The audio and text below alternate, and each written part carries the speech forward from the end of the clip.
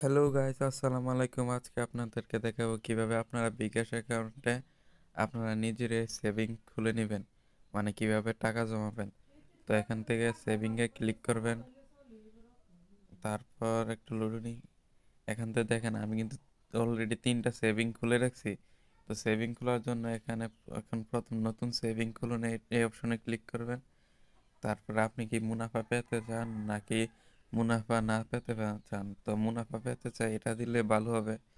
মাস শেষে আপনাকে কিছু টাকা লাভ দিবে। তবে জিপিএস এর ধরন বেছে নেবেন। তারপর সাপ্তাহিক দিলে সাপ্তাহিক দিতে পারবেন, মাসিক দিলে মাসিক দিতে দিতে পারবেন। তো আমি সাপ্তাহিকে দিলাম।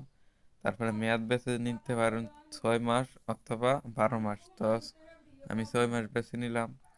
এখন প- জমার পরিমাণ বেছে নিন, মানে আপনি প্রতি সপ্তাহে কত টাকা জমা করতে চান।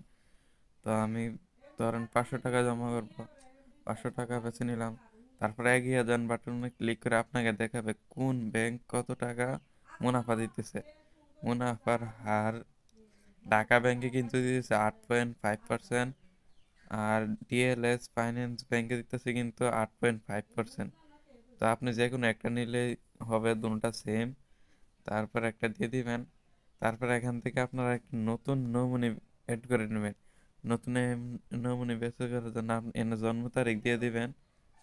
জন্ম তারিখ দেওয়ার পর এখান থেকে আপনি সম্পর্ক বেছে নেবেন, স্বামী স্ত্রী, বাবা মা, ছেলে মেয়ে, ভাই বোন। তো আমি বাবা মা দিয়ে দিলাম।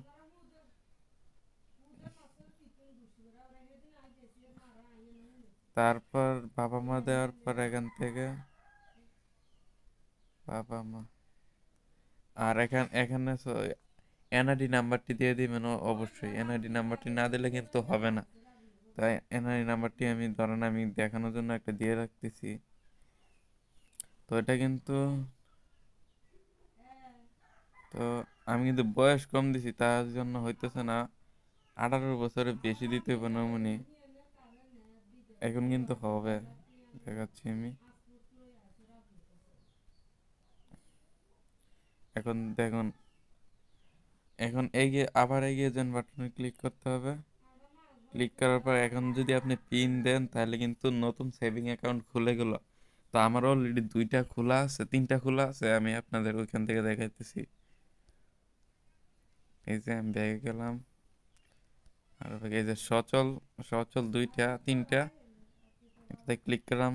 এখানে একটা কিন্তু সপ্তাহে 2000 টাকা করে নিতেছে, অলরেডি 2বার নিছে এবং 5 টাকা লাভ দিতেছে 4,000 টাকার লগে। আরেকটাও কিন্তু দিতেছে এরকমই। তারপর আবার 500 টাকারটা কিন্তু 1,500 টাকা হয়েছে। তো এইভাবে আপনারা সেভিং অ্যাকাউন্ট খুলে নিলে আবার আপনি চাইলে কিন্তু সেভিং অ্যাকাউন্ট বন্ধ করতে পারবেন না, এবং অটো টাকা কেটে নেওয়া হবে। 3 মাসের কমে সেভিং বন্ধ করা যায় না, এটা একটা সুবিধা আর কি। আপনি বিপদে পড়লে টাকাটা মানে উড়াইতে পারবেন না, পরবর্তীতে আপনার টাকাটা একসাথে আসবে। এটা আমি আমি মনে করি এক হিসাবে ভালো।